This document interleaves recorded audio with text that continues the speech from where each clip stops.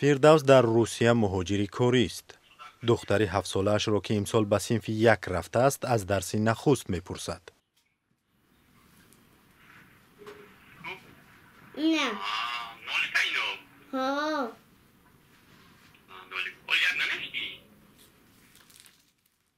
سمیه با استفاده از برنامه‌های ارتباط ویدیویی حال و هوای تحصیل را برای پدر نقل می‌کند.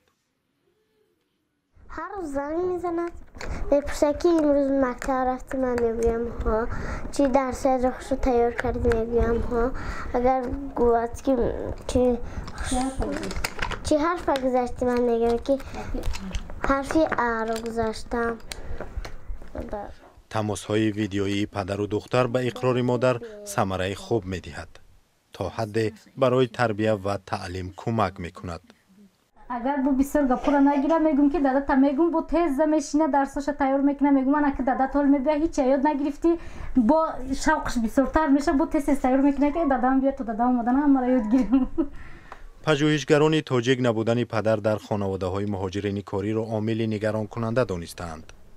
پدر در عائله‌های سنتی تاجیک نقش عمده دارد. سخن او به فرزندان بیشتر تأثیر می‌کند. فردوس هر بیگاه زمانی معین به خانواده خود زنگ می‌زند. معمولاً ساعت 8 بیگاه. قسمی اولی صحبت با مادرش است که در نبودنش سردار عائله حساب می‌شود.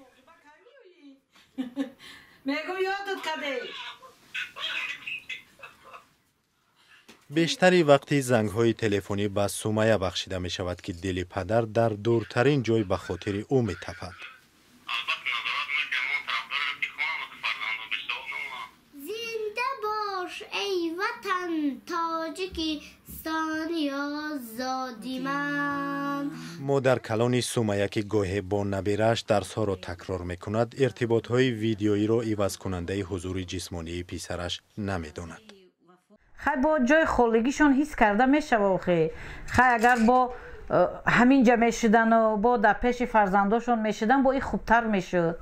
با یک دستشه میگیرید، یک بارک مکتب میرفت، یک بارک میپرسید که دختری ما چه خونده است، ای معلمش میپرسید. تلاش‌های ارتباط ویدیویی مهاجران با فرزندان را جامعه شناسان پایان دوره می‌دانند که در زبان مردمی زنده جدایی عنوان داشت.